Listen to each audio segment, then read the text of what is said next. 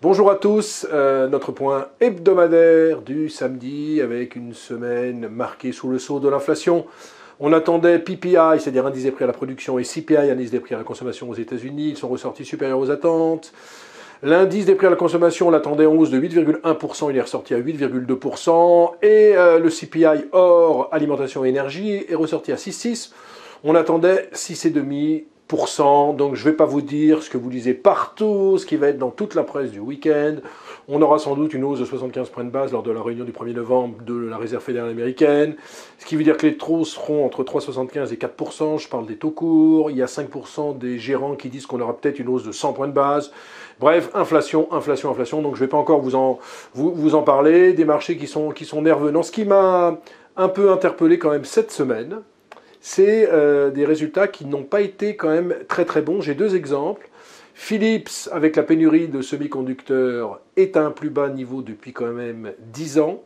Vicat, dans le ciment, énorme avertissement de la part de Vicat, qui a également fortement chuté. Et donc, on a quand même le sentiment que toutes ces mauvaises nouvelles commencent à laisser des traces dans les bénéfices des entreprises.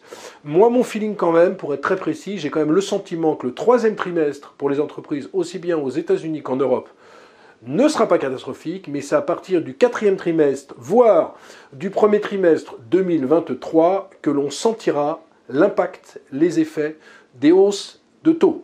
Pour l'instant, c'est beaucoup trop rapide pour dire qu'il y a un impact de ces hausses de taux, mais je pense que ça va se voir sur le premier trimestre 2023, et je ne serais pas étonné qu'on ait chute des bénéfices aux États-Unis, chute des bénéfices également en Europe. Il faudra surveiller ça de très très près.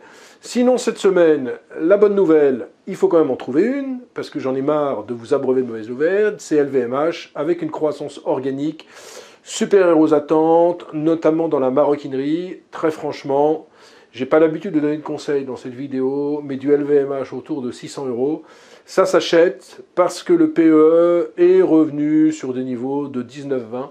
Donc c'est pas très très cher pour LVMH et c'est une bonne nouvelle parce qu'on parle quand même de la première capitalisation française. Donc en conclusion, ce qu'on a envie de vous dire, c'est que les banques centrales vont continuer leur hausse des taux. La semaine dernière, il y avait eu, même en début de semaine, il y avait eu Israël qui avait augmenté ses taux d'intérêt. Cette semaine, en milieu de semaine, il y a eu la Corée du Sud, ça doit être la 7e, 8e augmentation des taux. Donc le monde entier, c'est hausse des taux. Sauf la Chine qui se singularise, mais aux États-Unis, ça va y aller, comme dirait mon ami Mathieu Lebrun, on va être à 4% en fin d'année, sans doute à 4,5% l'an prochain. Donc il faudra prendre son mal en patience. Maintenant, la grande question qu'on doit se poser sur les marchés, c'est est-ce que toutes ces hausses de taux sont anticipées par les investisseurs, gna gna gna gna gna. Si c'est anticipé, ça veut dire que les marchés sont mûrs pour un rebond.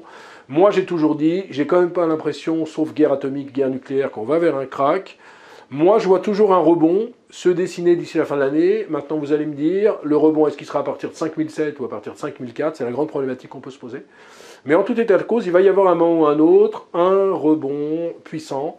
À mon avis, c'est peut-être un petit peu trop tôt, mais on voit quand même que le marché n'a plus envie tellement de s'effondrer. Donc voilà, encore une fois, hausse des taux, inflation. On est dedans, on va continuer à être dedans. Reste à espérer que les marchés financiers vont quand même sortir par le haut parce que je suis un éternel optimiste. Voilà. Bonne journée, bon week-end pluvieux et à la semaine prochaine.